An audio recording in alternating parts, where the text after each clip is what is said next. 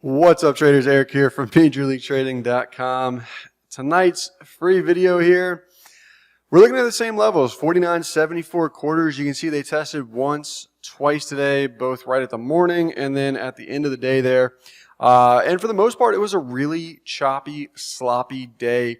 And I have a feeling that a lot of people, and this could be speaking to you directly, ended up getting chopped up today and some of yesterday here with the action in which we've seen. So with that, I want to review just a couple of things here to kind of think about, right? So I put it up on my Instagram story as well, just one of the things in which I dropped in the Discord today, where right now I think we're in the type of environment where it's just small, to use a baseball analogy, right? It's just small base hits, right? It's like you might even be bunting a little bit just to try and get on base.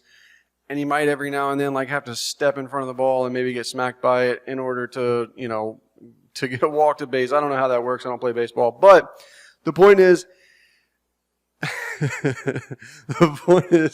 I can't say what I want to say. But anyways, it's just going to be rather tough, right?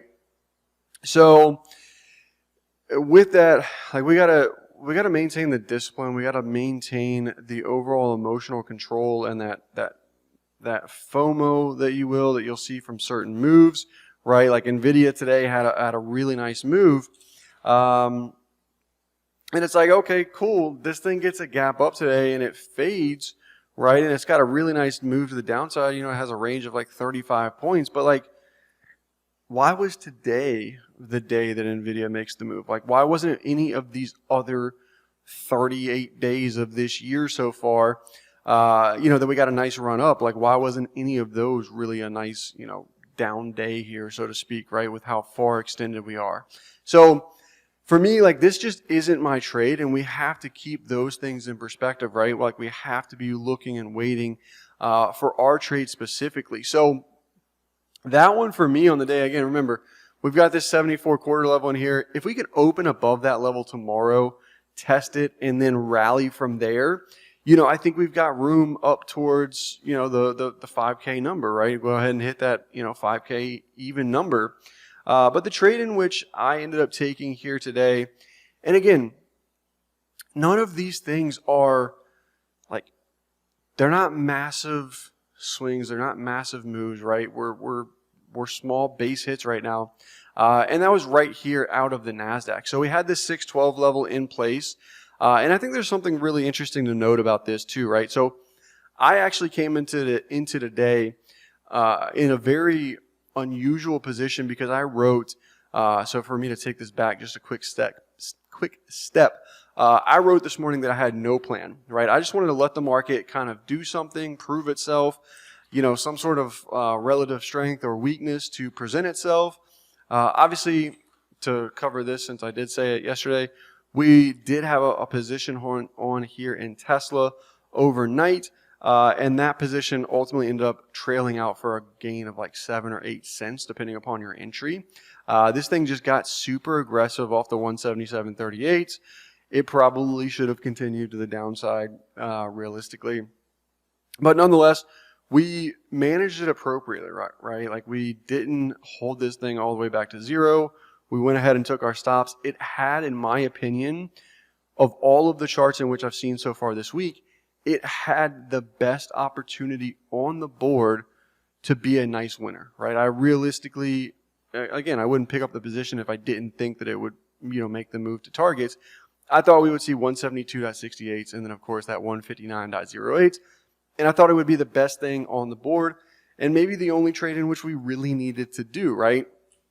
But nonetheless, we trailed out on the remaining portion of that position for a solid 8-cent gain on those contracts. But this morning, I wrote that I had no plan, and it's very unusual for me not to have a plan. Now, obviously, I have the levels in place, the 612 level in place here, and we're always able and permitted to take a divergence and all of these things. But the big thing that I was watching here is, as we came into the morning, NASDAQ was up here, small green on the day, but at the same time, we had some weakness here out of the Russell, right? And Russell in the morning was a little bit weaker here, obviously, right? And I just don't, like, normally I would love some sort of pair trade, right? Where we can get long Russell, short NASDAQ. And we'll see that flip-flop back and forth, over the course of a couple of days. This one is flip-flopping back and forth over the course of like an hour or two. And it's just really, I think, more challenging, difficult trading environments, right? And you can see the target up here was 1962.80s.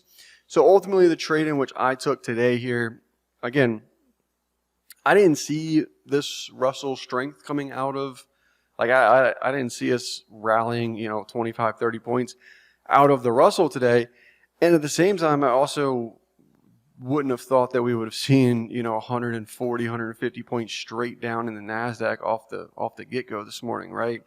So for me, the trade in which I ultimately took was this divergence here to kind of bring this back full circle with that. So as you can see on this bar, 1025 here, into the level we had, Ranger, dog's dreaming. We had the 612, we had the test here, and at the same time, Russell was basing at highs. Dow was holding here relatively well, obviously not cracking the lows. And then we had the S&P and the NASDAQ coming down and getting new lows, and we had the NASDAQ at a level. So I traded this in two kind of different ways here. Number one, I traded it with NASDAQ here. Then I was able to pick up a position when we came back up through 612s off the divergence at an entry price of 613s. Now, with this, I was looking at these lows right down in here, just under 600 here. And the lows are, 598 quarters, 599s on this bar. So at 13, I had roughly a 15-point stop in this trade, right? And again, I waited for it to come back up through all of the things. So I'm following the rules, I'm following the plans. But that 15-point stop is like, okay, from 612s back up here to, 741s, like, okay, cool, we got 130 points worth of room. My 15-point stop is going to be like that. Like, that'll work, right? The math, the metrics, everything is there.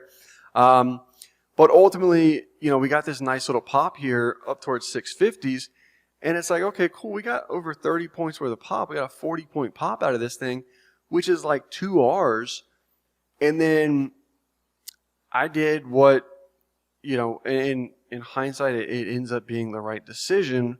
But I didn't take any position here, right? I was looking for somewhere up towards 680s to be able to go ahead and trim some of this position off. And what I kind of, started to see was that this was maybe not the type of action in which I wanted to participate in. And I started to see the potential that we would maybe go lower later in the afternoon here. So when we got this pullback right in through here, I ended up basically getting tripped out right at the lows of this bar, right down here towards 618s. So basically a scratch, right? A couple of points here worth of gain. I think my exit was like 21 and a quarter or something like that. Right? So not great, right? I let a 2R trade come back to basically break even here, give or take. And then from there, it was like, okay, cool. Do I rebuy? No, let me wait for a retest. Boom, we come down, we get the retest of 612s. And again, like I said, I was watching this action and going, okay, I think this is probably going to go lower later in the day, which it ultimately ended up doing. But at the same time, the reason and why I was trying to do something cute here, and the reason and why I was doing that is because at the same time, I also picked up a small position here in the Russell. So at the same time in which we had that divergence out of the NASDAQ, S&Ps, obviously the Russell and the Dow, like we talked about, didn't get those new lows. I picked up a position here from 1956 in the Russell. So it would be on this 2-minute bar right here, literally right where my arrow's at, right? And the low of this bar was 1954s, right, which was what I was using as my potential stop loss here. So I had a 2-point risk to this trade, i.e. $100 per contract in the Russell, with a target here up into 62.80s. So if we call that easy math, that's 7 points, right, from 56 to 63s. So it's good for 3.5 hours if we can get to target. Now, one of the things in which we can kind of do this here.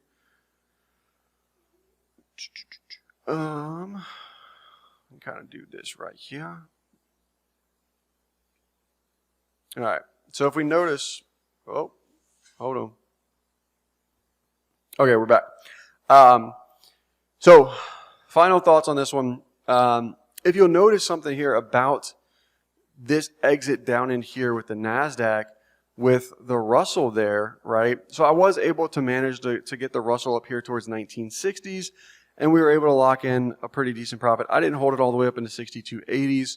But at the same time, you'll notice like when we started coming back down here on this pullback for the NASDAQ, right, where I got out at, the main reason in which I ultimately ended up doing that, right, is because the Russell had already popped up, got new highs here, tagged into 62.80s, right? And you'll see this is where we started to pull back off of 62.80s, where I got tripped out at on the NASDAQ. And again, when you look at this from a divergent standpoint, right? I'm gonna show you guys this right here. So we come back over here. Right there on that 62.80 print, guess what? The Russell is the only market making new highs on the day. So what do we have? We have an opposing divergence. So within this grand total of like a 15-minute window, which we had been waiting essentially all morning for, right? Almost up until 10:30 to be able to find our trade. So we waited an hour. We were in this trade for less than 15 minutes.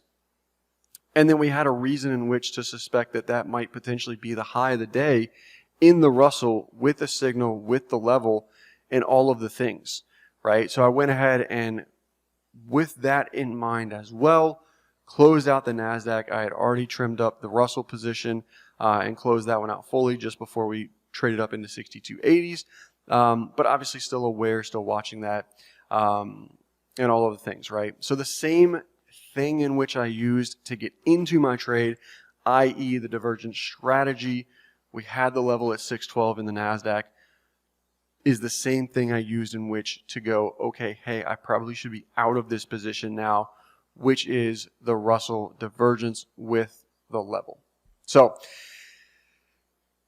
anyways, there's a lot to unpack in this video. We kind of ran a little bit longer than I wanted to, but it's only 13 minutes. So if you guys are still listening and watching, thank you guys so much, as always.